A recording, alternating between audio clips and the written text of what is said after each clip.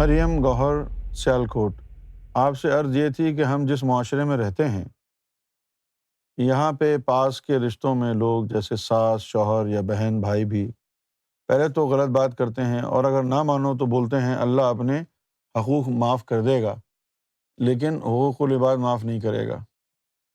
آپ سے گزارش ہے کہ حقوق العباد کی تشریح فرما دیں۔ آپ کی طرف سے جو بات آتی ہے وہ ایسی ہوتی ہے کہ پھر کہیں اور سے پوچھنے کی ضرورت نہیں پڑتی۔ یہ جو بات ہے نا کہ اللہ اپنے حقوق معاف کر دے گا اور حقوق العباد معاف نہیں کرے گا، اس بات کو بڑا ہی الجھا کر پیش کیا گیا ہے، اور پھر بالآخر یہ تاثر دیا جاتا ہے کہ بس دنیا داری میں لگو، لوگوں کو ہی خوش کرتے رہو۔ اللہ کو راضی کرنا، اللہ کو خوش کرنا یہ کوئی بڑی بات نہیں ہے، اس نے تو معاف کر ہی دینا ہے۔ تو یہ مولویوں نے پھیلائی ہے بات، سمجھ میں آ گئی آپ کو؟ یہ مولویوں نے پھیلائی ہے بات، جس طرح والدین کے یہاں ہوتا ہے، والدین ہوتے ہیں اور بہن بھائیوں میں سے کوئی یعنی بہن کے پیسے چرائے یا بھائی کے پیسے چرائے تو ماں باپ کہتے ہیں یار رہنے دو، ان کے رہنے دو، تو اگر تم نے ہمارے چرا لیے تو خیر ہے، ان کی نہیں چرانا۔ تو وہ ایک ماں باپ کا کردار اور رول ایسا ہوتا ہے کہ وہ اپنے بچوں کو درگزر کر دیتے ہیں، معاف کر دیتے ہیں، ٹھیک ہے نا؟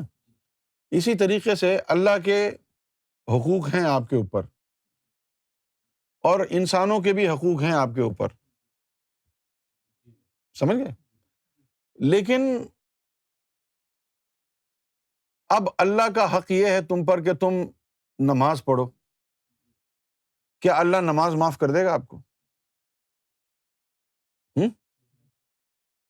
تو اگر آپ یہ کہیں کہ یار میں اپنے بیمار ماں کو دیکھ لوں، نماز تو اللہ معاف کر دے گا، یہ تو اللہ کا حق ہے، اللہ معاف کر دے گا، یہ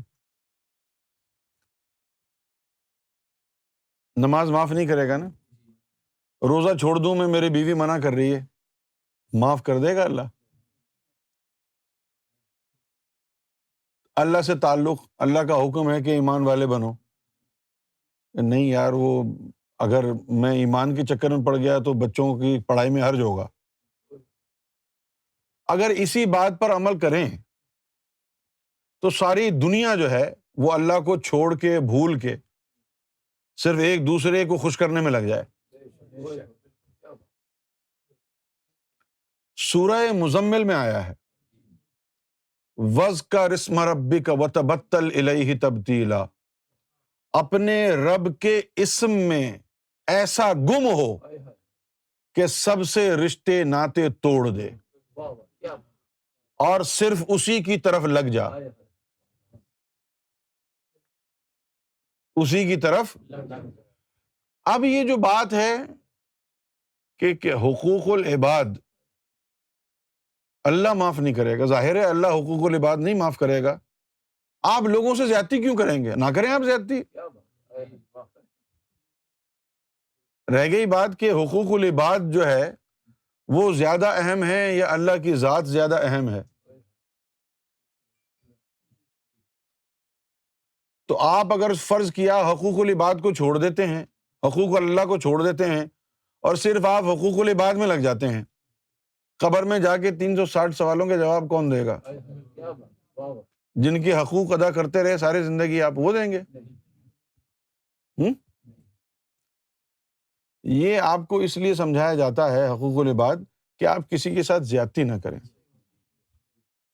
کسی کا حق نہ ماریں کیونکہ اگر آپ نے میرے ساتھ زیادتی کی ہے تو مجھے ہی اختیار ہے آپ کو معاف کرنے کا، اور کوئی تو نہیں کر سکتا نا۔ اصل بات یہ ہے، لیکن اللہ کے حقوق کا معاف کر دینا، اور خاص طور پر یہ جو بنیادی حقوق ہیں جیسے فرض قرض ہوتا ہے، یعنی آپ اللہ سے بالکل ہی رشتہ ناتا توڑ دیں اور صرف حقوق العباد میں لگ جائیں، یہ غلط پروپیگنڈا ہے، اس کی کوئی حقیقت نہیں ہے۔ سب سے پہلے آپ پر اللہ کا حق ہے، سب سے پہلے کس کا حق ہے؟ اس کے بعد آپ پر محمد رسول اللہ کا حق ہے۔ سب سے پہلے کس کا حق ہے؟ اس کے بعد محمد رسول اللہ کا حق ہے، سمجھے آپ؟ پھر اس کے بعد اہل بیت اعظام کا حق ہے آپ پر، پنجتن پاک کا حق ہے آپ پر۔ آپ سمجھ گئے ہیں میری بات؟ اور پھر اس کے بعد حقوق العباد آتے ہیں، اللہ کا حق، محمد رسول اللہ کا حق، پنجتن پاک کا حق، یہ تمام حقوق آپ کو مرشد میں مل جاتے ہیں۔ چوں تو ذات پیر را کر دی قبول، ہم خدا ذاتش و آمد ہم رسول۔ تو آپ اللہ سے رشتہ جوڑیں، اللہ سے ناطہ جوڑیں، اپنے دل میں اللہ اللہ بسائیں، اور کسی کے ساتھ زیادتی نہ کریں، کسی کے ساتھ زیادتی نہ کریں، سب کے حقوق کی جو ہے وہ خیال کریں۔ اب ایسا تو نہیں ہے نا کہ کسی کا حق ایسا ہو کہ وہ اللہ کے حق کی راہ میں آڑے آ جائے، سب کے حق ادا کر رہے ہیں نا۔ یہ بلا وجہ پریشان کر دیا ہے دنیا کو مولویوں نے۔ اگر اللہ اپنے سارے حق معاف کر دے گا تو جہنم صرف دکھانے کے لیے بنائی ہے اللہ نے؟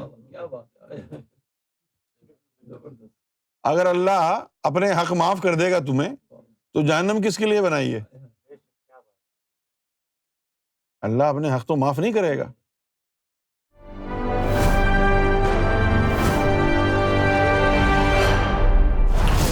TV, bringing light, love, and peace in your life.